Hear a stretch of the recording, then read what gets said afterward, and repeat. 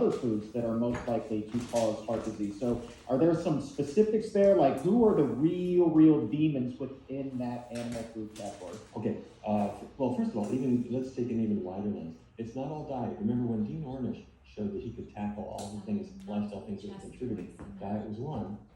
The next part was smoking. Did you have to put out cigarettes? Physical activity is helpful, and it doesn't mean you have to be going to the gym every day, but a half hour brisk walk each day, something like that was helpful, and also dealing with stress. These things interact because if you're stressed, you don't eat so well. If you're stressed, you might be having a higher time giving up smoking, so these things work together. Within the diet, the biggest source of saturated fat, bad fat, is dairy. Why am I saying that?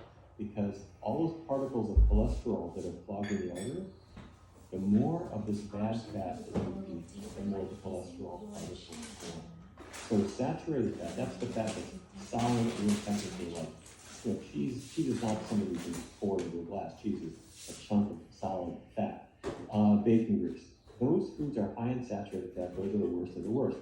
But lest someone think, oh, well, I could have salmon or I could have chicken. These are animal products. They still have saturated fat in them.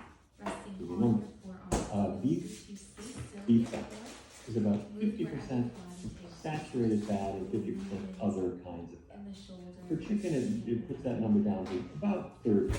So about 30% of the fat in chicken, even without the skin, is still that bad saturated fat. With olive oil, it's about 14%.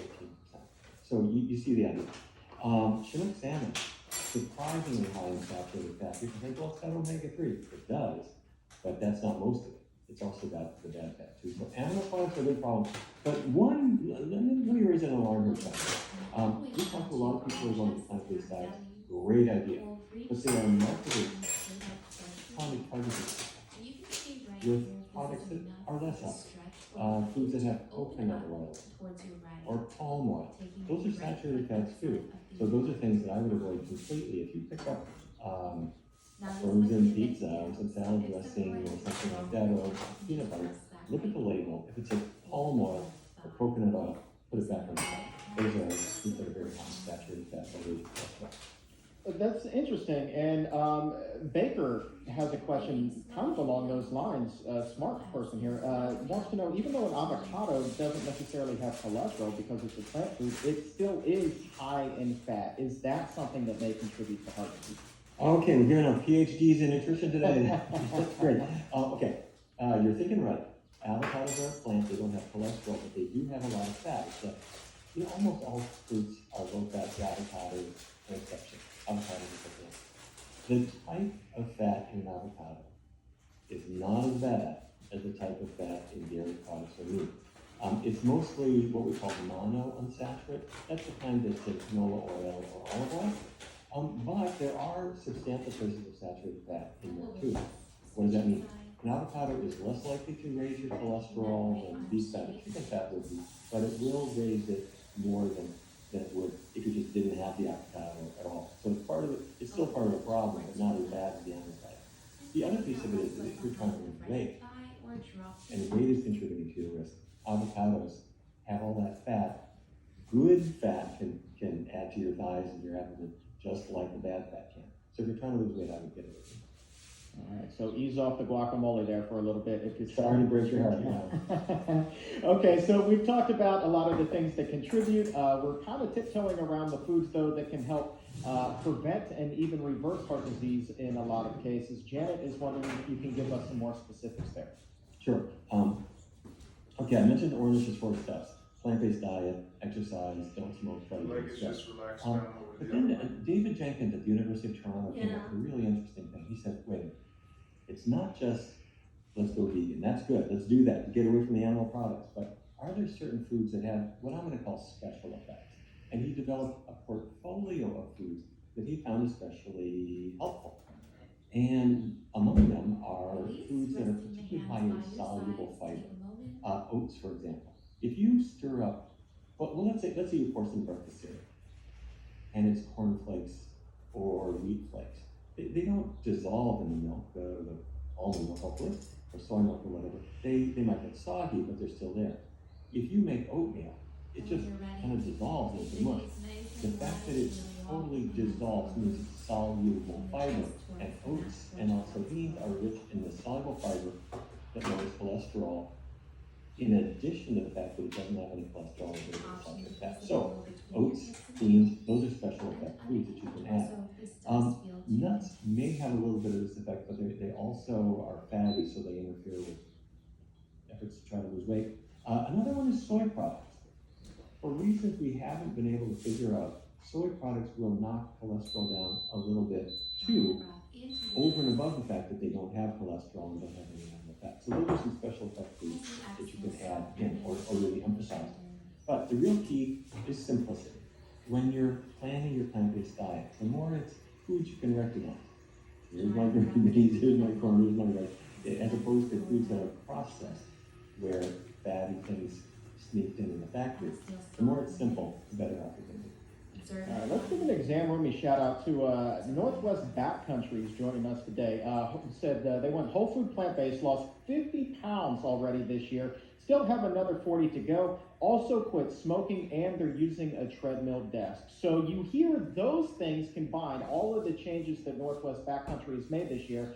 How much healthier would you say their heart is here today compared to January 1st? Oh, dramatically. Dr. Caldwell Esselstyn showed that when people make changes, you throw out the animal products, you keep oils really low, you follow a healthy diet. Some people become practically bulletproof. Now, I don't want to overstate it. We still want to make sure that we're getting medical examinations and that kind of thing. But heart disease is not something that's inexorable. It's not necessarily progressive. It can be reversed. And the kinds of changes that you've made are fantastic. All right, Timmy's got a follow-up. We were talking about red meat versus chicken, and there being a little bit less fat in chicken compared to red meat. Timmy wants to know then, does that mean that red meat is more likely to contribute to heart disease than chicken? Yeah, I think you can say yes, but it's sort of like a cigarette without a filter. Is that worse than a cigarette with a filter? Yeah, I guess so, in theory. But believe me, cemeteries are filled with people who had heart attacks eating chicken. Chicken is not a health food. Chicken is a dead bird, just like beef is a dead cow. It is not asparagus, is my point. It has cholesterol, it's got saturated fat in it. It has no fiber. And this is where medicine, I think, really made a wrong turn. Back a generation ago, they said, well, if you got heart disease, why not just switch from beef to chicken, take the skin off the chicken?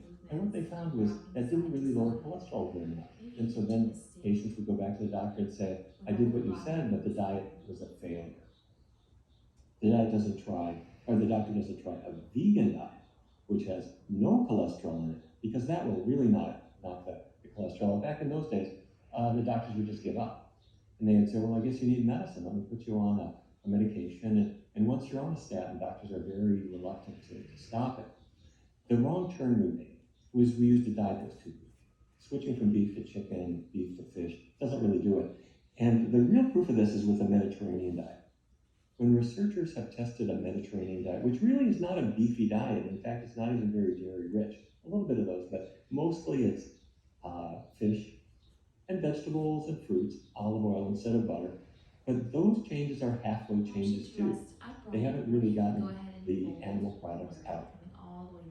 And with the Mediterranean diet, the risk of having a coronary event, a cardiovascular event, it's reduced some, but not dramatically. It's nothing like what Dr. Ornish achieved or what Dr. Esselstyn achieved. So a plant-based diet is really the diet of choice, and a Mediterranean diet is to call it a halfway measure, in my view, is generous.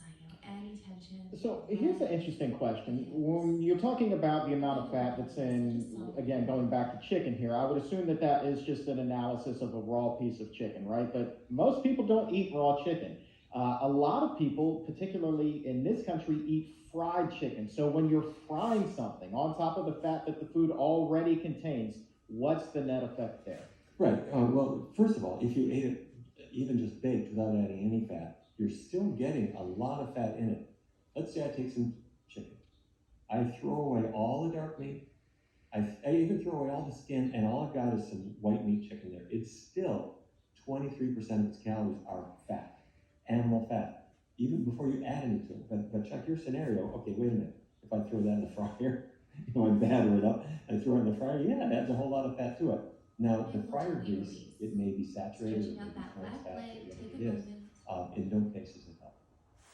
And same effect if you take a perfectly healthy potato, you chop that up, you make either French fries or potato chips, you fry those, suddenly that healthy potato, not so healthy anymore. That's right. You know, in fact, a potato, it's really a very low calorie food until it comes out of the oven. And then the butter goes on, and the sour cream, and the cheese doodles, and the bacon bits, and all that stuff. And that's where the calories are. They're really the topic. Now, with animal products, it's different because the breading and the frying, that adds to the problems. But the animal products itself, they always have cholesterol. Cholesterol is actually a sort of a molecular hinge. The animal muscle in, say, a cow's muscle, the muscles allow them to move their legs around or move their tail. And the muscles have cholesterol particles in them. The cholesterol is a little bit of kind of a hinge in the muscle that helps the muscle fibers to be flexible, the cellular membranes to be flexible. And that's true in a chicken, the muscles that control a chicken's wings or a chicken's legs, or a fish. The fish is going to move their tail around. They're not plants. Plants don't use cholesterol. They don't have it. It's a different biology, but animals do. So if you're eating animal products, whether it's fish, chicken, beef, pork, anything, you've got cholesterol. Let's take a question from Janice. She's wondering if there have been any studies or any research done on the role that maybe refined sugar may play in contributing to heart disease, or is refined sugar kind of like that Trojan horse that you've referred to it as with diabetes? Yeah, I think it's a little bit mixed. Overall, I think sugar has been kind of a whipping boy, in that people want to blame it for issues. Oh, it was the sugar that's going to cause all these problems, so let me eat my grilled cheese sandwich. It's got to be the sugar that's the problem, or you're eating chicken nuggets, but it's the sugar in the soda that causes weight gain. In that sense, the sugar was mostly an innocent bystander. However, there are a couple of issues. One is the Trojan horse that you mentioned. People remember the myth of the Trojan horse, and the horse was brought in inside the fort gates, and out came all the soldiers to do the damage. If you have a sugary cookie, the sugar lures you in, but all that butter or the shortening inside, that's going to be the part that fattens you up, really. Well, that's where the densest calories are. I don't mean to say the sugar's not food, but it's really just, it gives it the taste, and it's the fat inside that's the bigger problem. Now, one other thing. Let's say a person eats a lot of sugar. At first, the sugar just goes to power your brain. I mean, glucose is what your brain uses as a fuel, so no big deal. It powers your muscles, it powers your other cells, so sugar in that sense is good. But if you consume much more than your body can actually use, your body stores it. And it'll first store it in a pretty good place. It will store it in your muscles as glycogen, and it's there waiting for you to run your next marathon. It's put some glycogen in your liver, that's all good. But eventually the sugar can build up, and your liver can take that sugar and say, I don't know what to do with this, I'll turn it into fat. And you can push fatty liver with a very high sugar intake. So bottom line, sugar is not the big issue for most people, but in excess it can be a problem. Eleanor, brass tacks kind of a question here, wants to know how effective is this healthy whole food plant-based diet compared to traditional treatments for heart disease? Oh, what a great question. Well, there are different kinds of traditional treatments, so maybe let's go through them. I already mentioned the Mediterranean diet. The Mediterranean diet is attractive. People like the sound of it. You know, you have a glass of red wine at sunset. So it's an easy thing for doctors to prescribe to patients who try it. The problem is that first of all, people don't lose weight with it at all. Our team has put it to the test, and others have too. It just doesn't cause weight loss. Why? Because you're eating chicken and fish, fatty fish, olive oil. The calories just don't drop, and people don't lose weight like they do with the vegan diet. Cholesterol levels don't fall either, really not at all with a typical Mediterranean diet. However, it will reduce the risk of a cardiovascular event, like a stroke or heart attack, slightly, not dramatically. Some of the other conventional treatments, if you have a high cholesterol and you take a statin like Lipitor, it'll work. It will lower your cholesterol really well. The issue is that that's all it does. It won't lower your blood pressure. It won't make your diabetes any better. It won't help you lose weight. In fact, statins cause a slight increase in the risk of getting diabetes and a slight increase in body weight. So, you know, statins have a role, but it's not it's not enough for us. Looking at the other end of the spectrum, what really works well? I mentioned Paul Esselstyn, and he published a wonderful article in the Journal of Family Practice. He looked at 198 people who followed really simple steps: getting the animal products off your diet, keeping oils scrupulously low, having a lot of healthy natural foods, a lot of greens, broccoli and asparagus, and bringing them into your diet. Now, these aren't automatic for people, so they need a little bit of education, some support, but people can do it. What he found is that by and large, people did it, and among the people who did it, the risk of any kind of recurrent problem was less than 1%. So in other words, it is clearly the treatment of choice. Plant-based diet, get rid of the oils. If you do all that stuff and you still have a high cholesterol, your doctor could prescribe a statin if you feel that's important, but the foods are really where it's got to stay. Oh, by the way, if, let's say you're sitting in the exam room and the doctor's talking to you about surgery. You got blocked arteries. You need a coronary artery bypass graft. There are cases where that's essential. It's life-saving. However, within the first year, maybe 20, 25%, maybe up to 40% of bypasses fail. And by about 5 to 10 years, about half of them fail, which means you do the surgery again. So we have to think about the drivers of this and the drivers of the site. Would I be correct in assuming here that such a high percentage of those surgeries fail because the patient is not making changes that would, prevent the calcification, the clogged arteries from building back up? Yes, Chuck, I gotta tell you, it's heartbreaking. The patient might follow the doctor's advice and even follow the doctor's example. But when the patient wakes up from surgery, what arrives in the hospital is a tray of foods exactly like the foods that cause heart disease in the first place. Hospitals are still serving bacon and sausage and meat, and a plant-based diet is increasingly available, but doctors, and many doctors are promoting it very much, but there are still many who are not. And there are many who still imagine that heart disease is something you got because you were old. It's not. It is a disease that comes from food drivers. It's just like overweight or diabetes. These things can be two-way streets, but you cannot reverse without some support and some guidance and some education. It's funny you mentioned that about hospital foods. I was just doing an interview that will be released here next week with one of the presenters at our International Conference on Nutrition and Medicine, and she was saying when her own father had a heart attack, she was just aghast to go into his hospital room and see a cheeseburger on his plate. And it's just like her mind was absolutely blown. And there is that major disconnect still between what's on your plate and what's happening in your arteries. And, I just think that it speaks volumes that sort of thing is happening in a hospital, and so few people are talking about that, which goes to the importance of our Healthy Hospitals program. It sure does. And some people have a sort of a charitable idea that is not founded. The charitable idea is, my patient is suffering. He's just had surgery. He needs, this is not a time to enforce dietary changes. Let me tell you something. That patient going into surgery and coming out of surgery wants to live. That's right. And they don't want to be coddled like a person who can't make any kind of changes. A generation ago, everybody was realizing, I got to throw away the cigarettes. It's hard. There's withdrawal. You're over it in a couple of weeks. Fine. When a patient understands that there are diet and lifestyle changes that can open those arteries back up and help you to live and help you to not have a heart attack, patients are in. They want that. They do need a pathway. They need a little bit of support, and they need their questions answered, and they need to also taste. Okay, you said that bean burrito is as good as the meat taco. Let me try it. They need to try these things. But what they discover, and we see this in our research studies all the time, and here at Barnard Medical Center too, the patients are thrilled. It's absolutely life-changing to realize that healthy foods that can cause your body to rebound, are also delicious foods, and foods that work really, really well with people. And the one regret that people have is not having had this opportunity earlier in life. Because if kids were raised on really healthy foods, and if the junk food was just not there, it would have revolutionized the health. It would to help so many people. It would have prevented all of these problems.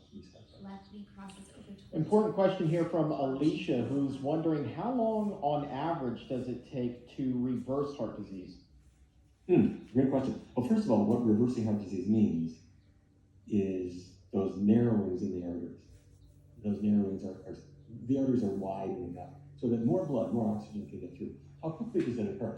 Let me answer it this way. Back in 1990, Dean Ornish did a study, which he published in The Lancet, where he showed that 82% of people who followed these recommendations had favorable changes in their angiograms, meaning the arteries are opening up. I had the opportunity to interview all of the patients in that study because I was studying the acceptability. How did you like it? Did you think that this was worthwhile? And the first thing we found is that the patients loved it. I mean, they loved feeling better and losing weight, but all of the ones who had chest pain, which means that the arteries are narrowed, the chest pain was gone within about 4 to 6 weeks. So what that means is that when you make these changes within about a month or month and a half, the arteries are opening up enough that you're getting a surge of blood and oxygen so that that pain is just gone. Now, it's not, you're still fragile. The reversal process is not finished and it's going to continue. And so when Ornish published his findings in Lancet in 1990, those were 1-year findings. In 1998, he published a 5-year findings. And it looks to me like although the reversal process starts literally within the first couple of weeks, it doesn't complete, or the reversal process continues well past the first year. So people keep getting better and better and better and better. And his 5-year findings were that the complications were just way, way down compared to people who didn't make these changes. So it starts fast, but it's not done fast. It takes continuing time. But improvement on the way almost immediately, and that's the important thing. You know, we talk about this on the show so often. It's like we live in an immediate payoff kind of society. We want it, and we want it now. And so to know that even though you're not at the finish line day one, you know that you're taking big steps day one, and things are starting to open up, and your body's starting to repair itself day one. I think that is incredible motivation for somebody who's looking to get on that healthier path. Absolutely. Well, you can't feel the plaques in your arteries, but when the chest pain goes away, that means the arteries opened up enough that the heart muscle is now getting blood flow. One of the things that we see in our research studies with guys, a guy might have diabetes or extra weight, when he goes on a vegan diet, the erectile dysfunction very often goes away. And the time frame for that is about 3 months, 4 months, something like that. So what that means is that the arteries in another part of his body are opening up enough that he's now getting good blood flow there. So those are that's where you can actually feel the artery changes in your body. And it's a gradual process, but it's relatively quick. And these little changes have a huge effect. This will not be on the test. But in high school physics, they say that the flow through a vessel, like an artery, is proportional to the 4th power of the radius. What does that mean? That means that if the radius of that artery, if it opens up just a little bit, the blood flow opens up hugely.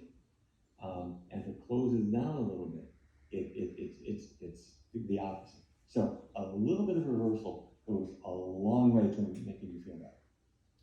We've used the term clogged arteries. Sophia is bringing another one to the table. She's talking about calcification of the arteries, and she's wondering whether that can be reversed. So I guess, can we start with what is artery calcification? Sure. You've got that artery blockage that we talked about. I described it as sort of a blister in the wall of the artery. What it really is the cholesterol particles have irritated the artery wall, and they're getting absorbed by white blood cells, and it's making this big mess. I'm going to call it a blister. But it's a mixture of fat and cholesterol and debris and some overgrowing muscle cells that are in there. And over time, that will go away or improve a lot with the diet and lifestyle changes. In the meanwhile, while you're still having your cheeseburger and this is progressing, calcification can occur. What that means is that calcium deposits form either in that inner layer of the artery or in the muscle layer right under it.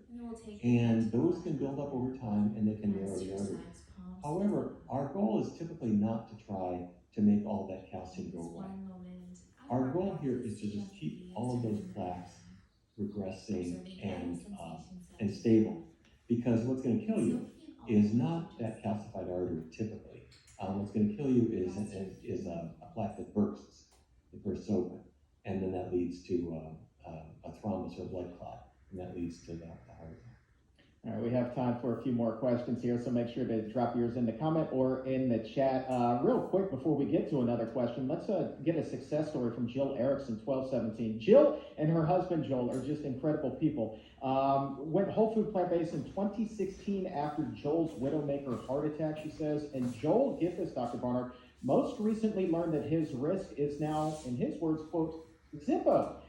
He said that he's now 0.3 and normal is between 1 and 3. So what do those, well, first of all, that's awesome, Joel, congratulations. But when he's talking about the risk being 0.3, what does that number mean? That means, well, first of all, congratulations, Joel and Joe, you are role models, and everybody should be doing what you're doing. What it means is that the changes that you've made are working.